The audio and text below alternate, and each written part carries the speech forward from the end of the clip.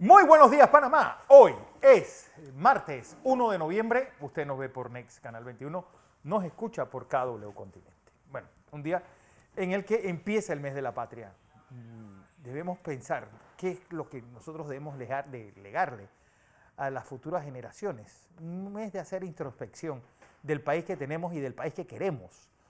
Bueno, empezamos con la reunión que habrá en Cancillería hoy con representantes de Costa Rica y Colombia sobre la crisis migratoria y qué está pasando con estos venezolanos que hay varados en los diferentes países.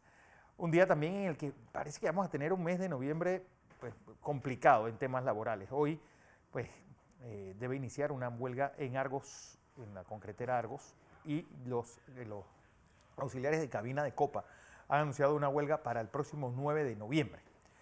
Un día también en el que, ese documento filtrado, o supuestamente filtrado, que provocó esta movilización de los grupos sindicales sobre la caja del Seguro Social y ese aumento de la jubilación y ingresos del Estado que deben pasar en un porcentaje importante para reforzar ese programa de invalidez, vejez y muerte. Un día en el que, pues, ya el ministro de la Presidencia reconoció el triunfo de Lula, pero ¿dónde está Bolsonaro? Es lo que se preguntan los brasileños. En un momento en que hay disturbios sociales, hay una gran caravana de camiones cerrando la entrada a varias ciudades de Brasil que no reconocen el triunfo de Lula da Silva. Atención porque el tercer juego de la Serie Mundial fue pospuesto. Se jugará hoy, ayer fue pospuesto por causa de lluvia, así que vamos a ver cómo sigue esa disputa. Están 1-1 Phillies y Astros. Don José. Buenos días, Fernando. Buenos días. Buenos días a toda nuestra audiencia que nos sigue en KW Continente Radio y en Canal 21 Next TV. Fernando, el 11º mes del año. Ya, un décimo. Estamos ya a un bimestre de acabarse este año. Primero de noviembre. Arranca el mes de la patria. Un saludo a nuestra patria. 54 días para Navidad. Te lo mido con la Navidad. Sí, esto también es importante. Pero hoy, primero de noviembre, y este mes, nuestras reflexiones para la patria. Pero le voy a dar algunos consejos. Fíjese, de acuerdo al informe de epidemiología que recibimos, la COVID tiene un índice de positividad de 4. O sea, está por debajo de 5, es decir, nosotros tenemos la COVID bajo control. Ya hemos probado algunas fiestas, hemos pasado algunas actividades en el interior, hemos pasado algunas actividades en la ciudad, terminó los que celebran Halloween, y arrancamos el mes de la patria con las siguientes cifras. 4% de positividad, quiere decir, Fernando, está por debajo de 5, tenemos control. 3 fallecidos. Hubo 3 fallecidos en esta semana. Sin embargo, creo que es importante que además debe usted saber que hay un virus que ataca a los niños, y hay también virus estomacal, que nos afecta y nos obliga a por lo menos por 2 días fuera de combate. Así que tenga cuidado, cuídese, use la mascarilla, sobre todo cuando va en concentración con niños, con gente mayor, use la mascarilla porque lo protege de todo. Tenga medidas de seguridad, lávese las manos, siempre sigue siendo una medida efectiva, sobre todo en estas movilizaciones del Día de la Patria. Mucha gente a partir de hoy se mueve hacia el interior, hágalo con cuidado, preste la atención a todo lo que las recomendaciones que le están dando en materia de seguridad. Vamos al plano internacional, porque de ello se va a desprender algunas cosas que tienen impacto directo en nuestro continente, Fernando, y en nosotros también. La primera cosa que le voy a decir es que es probable que mañana el Banco de Reserva Federal de los Estados Unidos eleve la tasa de intereses en 0.75%. Existe la expectativa de que pueda llegar hasta 5%. ¿Esto qué significa para nosotros? Esto significa un encarecimiento de los préstamos para nosotros. Para todos los mortales. Y un dólar fuerte permite nuestras importaciones, pero conspira contra nuestras exportaciones. Esto va a ocurrir la próxima semana, tener impacto mundial. De hecho, ya ayer parte de los problemas que confronta la economía china, por ejemplo, la República Popular China, se refleja en la bolsa de valores. En Hong Kong, por ejemplo, la caída es poderosa, y en Shanghai los indicadores más importantes del indicador bursátil de China, mostrando la preocupación por la caída del Producto Interno en China.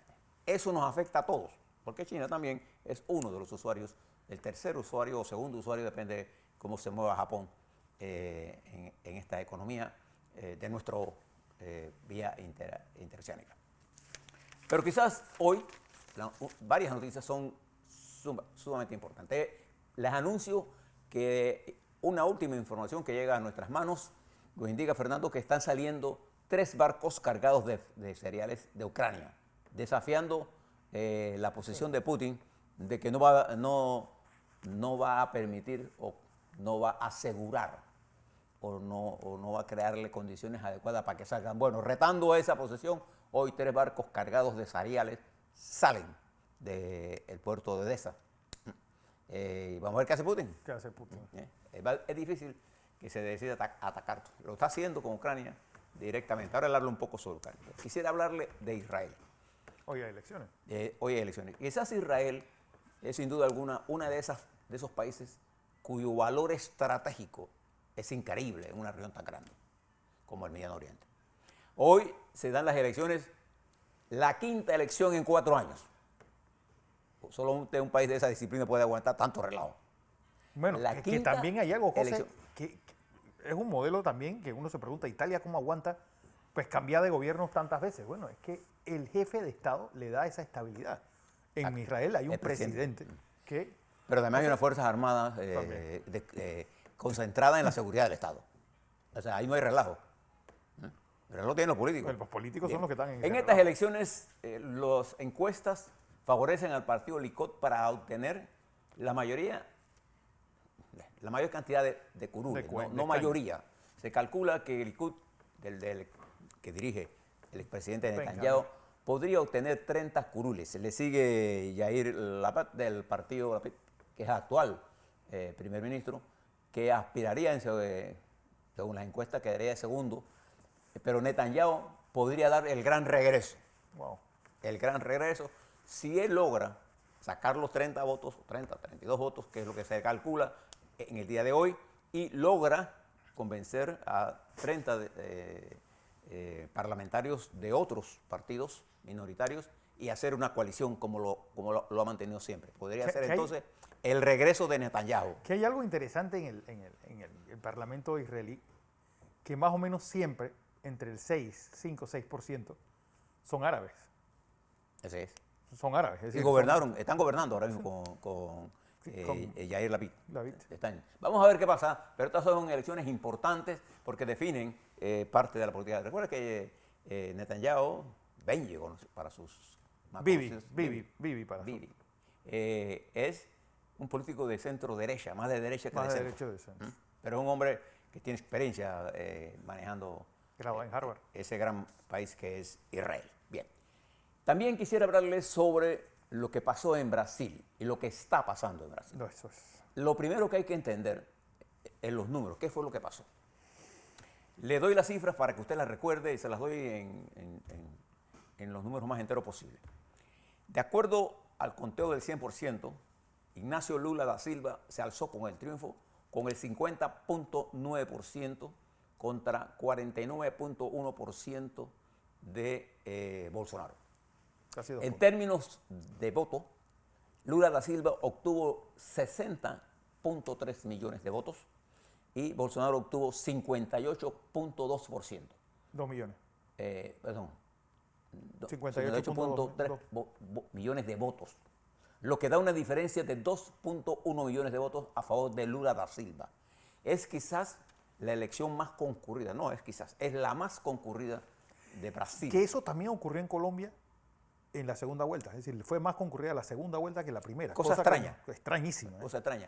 Y se repite la historia. El que gana la primera vuelta gana la segunda. Gana la segunda. Por eso es que en algunos países, eso de la segunda vuelta ya, incluso usted observa, la mayoría de las veces, el que gana la primera vuelta, gana la segunda vuelta. Claro, ha pasado lo contrario. Pasó en Perú, con el escritor Vargas Llosa. Ganó la primera y perdió la segunda con Fujimori. Pero normalmente ocurre esto que le estoy... bueno, y con Castillo, en Perú. Pero, ¿qué pasó en Brasil? Recuerde que y yo me quedo mucho ahora le voy a hablar sobre Mujica, algunas expresiones que él lanzó que a mí me gustan. En primer lugar, Lula da Silva corrió esta campaña entendiendo una cosa importante. Si él no movía su línea política hacia el centro, iba a perder. Bueno, él viene corriendo esa línea desde 1989. Y la elección Lula da Silva la llevó al centro político, cosa que no pasó en Perú, cosa que no tuvo la capacidad de hacerlo Colombia, cosa que no pasó en Chile. Fíjense que el vicepresidente de Lula da Silva, Gerardo Apkinwin, es un hombre de centro derecha, un hombre conservador, hombre de 69 años. Fue contendor de Lula. Fue en el 2006. Además, fue vicepresidente con Cardoso, un hombre de experiencia, pero le sirvió a Lula para los que no eran de Lula, pero eran contra Bolsonaro, encontraran una salida a esto. Bueno, de fue lo que manera pasó que con no solamente Francia. fue Lula, sino el voto anti-Bolsonaro. Pero Bolsonaro demostró una fuerza que pocas personas le daban, o le dábamos. No le dábamos. Y esto demuestra que en las campañas electorales hay cosas que pasan, hay dinámicas que no se recogen en las encuestas. Los imponderables. Y lo importante es entender, entonces, ¿qué va a pasar? ¿Qué va a pasar? Bueno, Bolsonaro no ha hablado, pero su ministro de la presidencia reconoce la victoria. Pero independientemente de eso, el mundo en general reconoce la victoria de Lula da Silva. Cuando hablo del mundo me refiero, por ejemplo, el presidente Biden de los Estados Unidos conversó con el presidente electo Lula da Silva y él expresó su disposición a trabajar con él. No, los socios más importantes, Argentina. Y Argentina estuvo presente. Estuvo presente. El canciller alemán, Olaf Scholz, también lo llamó. España, o sea, el mundo le ha dado el respaldo a la democracia. ¿Qué puede pasar? Sin duda, el control del Parlamento en Brasil está en manos del centro derecha y dentro de eso, de un sector importante de bolsonarismo. ¿Qué es lo que pasa en el Parlamento brasileño? Y voy a tomar una frase ahora prestada a Fernando de Mujica, Pepe Mujica. Dice Pepe Mujica que lo más parecido, el Parlamento brasileño es lo más parecido a una a una bolsa de valores. Opa. ¿Usted sabe qué quiere decir eso? Que ahí todo el mundo tiene un precio. Por supuesto. Y que ahí decir que fulano es Bolsonaro o fulano no, él negocia con el presidente, si tú me haces el camino tal, Ya. ya. O sea, Cosa que hizo Bolsonaro, ¿eh? No hay una concepción ideológica. Y esto lo hizo Bolsonaro también. Eso lo hizo Bolsonaro. O sea, no es la primera vez, esto pasa en Brasil por la calidad de los diputados. De manera que ahora está por verse. Y lo segundo que dijo Mujica, que yo comparto, es que la izquierda tipo Venezuela, por ejemplo. Ayer escuchaba el comunicado del gobierno de Venezuela. Y usted que cree en la democracia, fíjese lo que dice el gobierno de Maduro, que felicita la victoria democrática en libertad que le dio el triunfo a Lula da Silva. Que Maduro esté hablando de democracia, sí, es una burla. Entonces lo que va a pasar es que los daltónicos políticos van a poner esto como un triunfo de toda la izquierda, como si toda la izquierda fuera igual.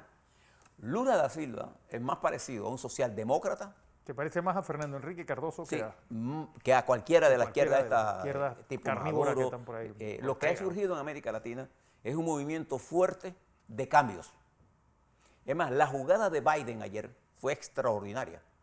A llamar directamente a Lula, no a darle espacio. Fíjese lo que dijo Putin, las primeras cosas que estaban llegando eran de Venezuela, de Nicaragua, de Cuba, de China, hasta que el mundo occidental reaccionó y la llamada más importante, sin duda alguna, fue la del presidente. La del presidente de Estados Unidos, presidente de Panamá, ¿no? También llamó, él le dio el respaldo a Lula da Silva en un tuit que hizo público, la Cancillería panameña también. De manera que usted cuando mire Brasil, mire en la particularidad, esta es la elección mayor, es la primera vez en la historia que un presidente saca 60.3 millones de votos, los votos más, la votación más alta que un presidente. Lo que pasó en Estados Unidos hace 2 años. Exactamente, con Biden. Con Biden. De manera que vamos a encontrar a un Lula da Silva que sabe que tiene que estar en el centro y que tiene que atender los problemas sociales. Además que hay algo, José, que tiene que entender uno. Desde el 2018, todas las elecciones de América Latina las ha ganado la oposición. Es decir, no tanto de izquierda o de derecha, la ha ganado la oposición. Es decir, y yo creo que el pase de factura por la pandemia va a ser muy alto también. Y esto de las elecciones, no es que la izquierda esté ganando, no, es que lo que dice Fernando, es la oposición. Fíjese, le traje el ejemplo de Israel, porque en Israel la probabilidad de que gane es de la derecha. Que es la oposición. Y fíjese que este gran partido de Ben Gurión, el Partido Socialista, ya no existe. Ya no existe. De los grandes héroes De la independencia. de la independencia y del manejo. Bueno, fue lo que pasó en Colombia. Los partidos tradicionales los borraron del mapa. Entonces, mientras eso está ocurriendo, fíjense lo que está pasando en el mundo, en el resto del otro mundo.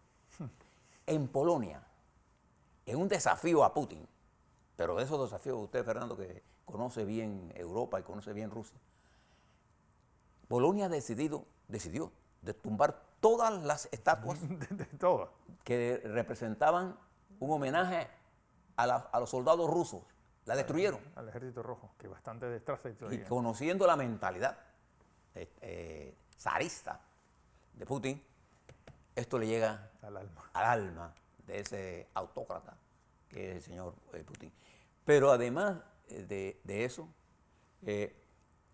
Polonia ha expresado con más firmeza que nadie su desacuerdo con la masacre de Putin en Ucrania.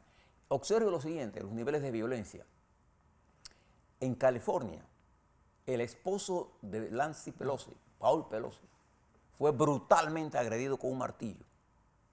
El agresor tiene cuentas en Twitter en la que hablan de la conspiración permanente. Sí, se las compra todas. Pero él estaba destinado era a atacar a Nancy Pelosi. Y no está atacando cualquier persona. Está atacando la institucionalidad que ella representa. Usted puede o no estar de acuerdo, ¿no sé? Pero, con Nancy Pelosi. Pero el ataque a ella es como el ataque del 6 de enero. Era un ataque a la institucionalidad, fue. Digo, es que esa es la tercera persona en sucesión en Estados Unidos. Sí, Si algo le pasara al presidente o al vicepresidente, ella es sería la que sería. Pero no solamente eso. Este es un ataque a la democracia. Y en Brasil está en juego la democracia. Fíjese que si Bolsonaro hubiera tenido un mayor nivel de racionalidad en su comportamiento político, hubiese ganado. Pero no ganó, pues. Así es. Mientras, en Colombia, aquí al lado de nosotros, la senadora indígena Aida Quilobe murió. Pero fue objeto de un atentado. Su esposo fue asesinado hace meses. Y ella se salió ilesa de este atentado. En términos generales, el mundo vive y seguirá viviendo la confrontación. El invierno va a ser duro para Ucrania, va a ser duro para Alemania. Se están tomando muchas medidas. Lo que está pasando en Inglaterra es duro, lo que está pasando en China es duro, lo que está pasando en Rusia es duro, lo que significa lo que va a hacer la Reserva Federal Norteamericana. Hay que prestarle atención por los efectos directos en nosotros. A la vuelta, vamos a hablarles de Panamá, sobre todo la cantidad de bochinches que anda por ahí, o de cosas que dice la gente, o de contrainformación, ¿no? Como que fuentes mías de la presidencia me informan. ¿No? Usted perderle mucho cuidado a estas cosas, más que usted tiene que mirar, siempre que usted recibe una información, mire quién se la da, quítele el perjuicio y decide si la usa o no. En la vuelta vamos a hablar de eso, vamos a hablar del diálogo, vamos a hablar de qué va a pasar en la política panameña, qué se espera de todo esto que viene en estos 2 meses, que van a ser muy movidos entre la patria y las navidades. Eso es.